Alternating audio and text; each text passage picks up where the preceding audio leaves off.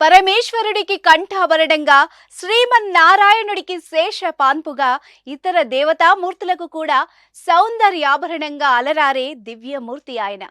చవితి పంచమి రోజుల్లోనే కాదు, పౌర్ణమి అమావాస్యలు కూడా ఆయనకు ఎంతో ప్రీతికరం.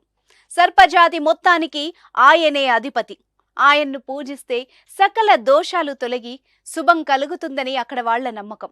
దేశంలో ఏ మూలన ఉన్నా ఆ రోజు మాత్రం తమ ఇష్ట దైవాన్ని పూజించుకునేందుకు లక్షల సంఖ్యలో ఆ జాతి మొత్తం కదిలి వస్తుంది. గజం కేవలం 23,000 రూపాయలతో 165 గజాల భూమి కేవలం 38 లక్షలు మాత్రమే. అక్కడ కొలువైన స్వామివారిని పూజిస్తుంది. గోదావరి జలాలతో అభిషేకించి అర్చిస్తుంది. సిరికుండల్ని వెలిగించి పొంగళ్లను పొంగిస్తుంది. సాంప్రదాయ వాయిద్యాల నడుమ స్వామివారిని కొలిచి తరిస్తుంది. పరస్పర పరిచయాలతో కొత్త జీవనాన్ని ఎంచుకుంటుంది. అది వారి భక్తి. తరతరాలుగా ఆ దేవుడు వాళ్లకిస్తున్న నవ్య శక్తి. ఆ విశేషాలు, అక్కడ జరిగే వింతలు తెలుసుకోవాలంటే ఆదిలాబాద్ జిల్లాలో అడుగు పెట్టాల్సిందే. ఇంద్రవెల్లి మీదుగా కేస్లాపూర్ వెళ్లాల్సిందే. చలో.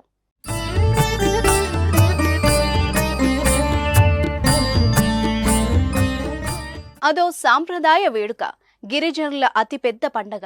మువ్వల సవ్వడులు, డోలు నాదాల సందడ్ల మధ్య సాగే వారం రోజుల పండగ.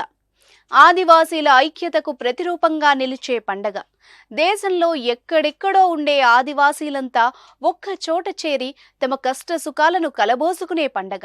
నాగోబా సాక్షిగా బంధాలను పెనవేసుకునే అందమైన పండగ. తెలంగాణలో మేడారం జాతరకు ఎంత ప్రాముఖ్యత ఉందో నాగోబా జాతరకు కూడా అంతే ప్రాధాన్యత ఉంది.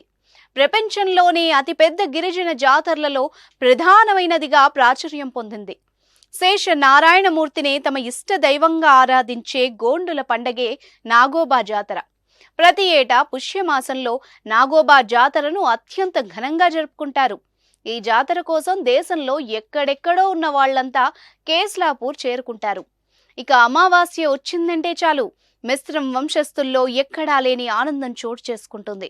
వందలాది మంది గిరిజన మహిళలు 125 కిలోమీటర్ల దూరంలో ఉన్న మంచిర్యాల జిల్లా జిన్నారంలో ఉన్న హస్తినమడుగు వరకు మహాపాదయాత్ర నిర్వహిస్తారు. అక్కడ గోదావరి నదీమ తల్లికి ప్రత్యేక పూజలు నిర్వహించడంతో పాటు తమ వెంట తెచ్చుకున్న కడవల్లో గోదావరి జలాల్ని నింపి తిరిగి కేస్లాపూర్కు ప్రయాణమవుతారు.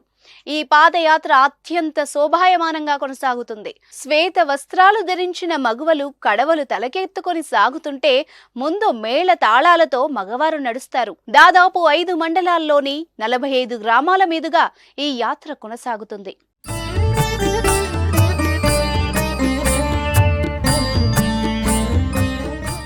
ముందు ఇంద్రవెల్లిలోని ఇంద్రాదేవి ఆలయానికి చేరుకొని అక్కడ అమ్మవారికి పూజలు నిర్వహిస్తారు. అక్కడ నుంచి కుటుంబ సభ్యులతో కలిసి కేస్లాపూర్లోని నాగోబా ఆలయానికి చేరుకుంటారు. అక్కడ ఉన్న మర్రి చెట్టు దగ్గర మట్టిని సేకరించి ఆ మట్టితో ఆలయం పక్కన ఉన్న పూల మందిరాన్ని అలుకుతారు. పుష్య అమావాస్య నిశరాత్రి సమయంలో తాము తీసుకువచ్చిన గంగాజలాల కడవలతో నాగోబా ప్రతిమకు అభిషేకాలు నిర్వహిస్తారు. దీంతో జాతర ప్రారంభమవుతుంది. పిల్లా పాపలు వర్ధిల్లాలని, పాడి పంటలతో తమ ప్రాంతాలు విలసిల్లాలని, అన్ని రకాలుగా తమ గిరిజన తెగలు అభివృద్ధి సాధించాలని మనసారా కోరుకుంటూ ప్రార్థనలు చేస్తారు. ఇలా చేయడం వల్ల అన్ని రకాల రోగాలు నయమవుతాయని, తమ సమస్యలన్నీ తీరిపోతాయని వాళ్ల ప్రగాఢ నమ్మకం. అలా నాగోబాను వాళ్లు కొలవడంలో అనేక కథలు ప్రచారంలో ఉన్నాయి. 1956 వరకు అక్కడ ఎలాంటి ఆలయం లేదు. ఓ చిన్న గుడిసెలో నాగోబా విగ్రహం ఉండేది. ఆ తర్వాత 1956లో ఇటుకలతో ఓ మందిరాన్ని నిర్మించారు. ఇప్పుడు అతిపెద్ద దేవాలయాన్ని నిర్మించుకున్నారు. ఆదివాసీ గిరిజన పురోహితుల మంత్రోచ్చారణల మధ్య మేళ తాళాలు శృతి కలుపుతుంటే జాతర అంగరంగ వైభవంగా కొనసాగుతుంది.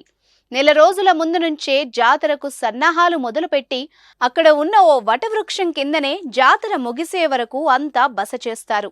సిరికుండలుగా పేర్కొనే కొత్త కుండల్లో పొంగళ్లను పొంగించి నాగోబాకు నివేదనలు సమర్పిస్తారు. ఇందుకోసం ఆలయ ప్రాంగణంలో 22 పొయ్యిలను ఏర్పాటు చేస్తారు. ఆ పొయ్యిల మీద వండిన వంటకాలనే స్వామివారికి నివేదించి జాతరకు హాజరైన వాళ్ళంతా ఆహారంగా స్వీకరించడం ఓ సాంప్రదాయం. ఇంకా ఈ జాతరలో మరో ముఖ్య ఘట్టం ఏమిటంటే, మిశ్రం వంశీకులలో కొత్తగా వివాహమైన నవదంపతులను తప్పకుండా కేస్లాపూర్ తీసుకువస్తారు.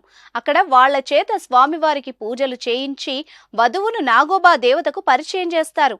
ఈ పద్ధతిని బేటింగ్ కియావాల్ అని వ్యవహరిస్తారు. ఇలా పూజలు నిర్వహించే కొత్త దంపతులు ఇంటి నుంచే వెదురు బుట్టల్లో పూజా సామగ్రి చేతబట్టుకొని ఎడ్ల బండి వెనకే ఆలయానికి చేరుకోవాల్సి ఉంటుంది. నాగోబాను పూజించాకే కొత్త కోడళ్లు కాని అల్లుళ్లు కాని దేవతా పూజల్లో పాల్గొనే అర్హత లభిస్తుందని అంటారు. ఆ తర్వాత కొత్త కోడళ్లు అందరూ నిర్వహించే బాన్ పూజ అత్యంత నియమనిష్ఠలతో కొనసాగుతోంది. నాగోబా జాతర సందర్భంగా జిల్లా కలెక్టర్ ఆధ్వర్యంలో దర్బార్ నిర్వహిస్తారు. ఈ ప్రజా దర్బార్లో గిరిజన తెగలకు చెందిన ప్రజా ప్రతినిధులందరూ పాల్గొంటారు. ఇది ఎప్పటి నుండో వస్తున్న ఆచారం, ఇప్పటికీ కొనసాగుతూనే ఉంది. ఈ దర్బార్లో తమ దృష్టికి వచ్చిన సమస్యల్ని అధికారులు పరిష్కరించే ప్రయత్నం చేస్తారు. ఈ సందర్భంగానే పితృదేవతలను కూడా స్మరించుకుంటారు. ఇక బేతాళ పూజ ఈ జాతరలో ఓ హైలైట్.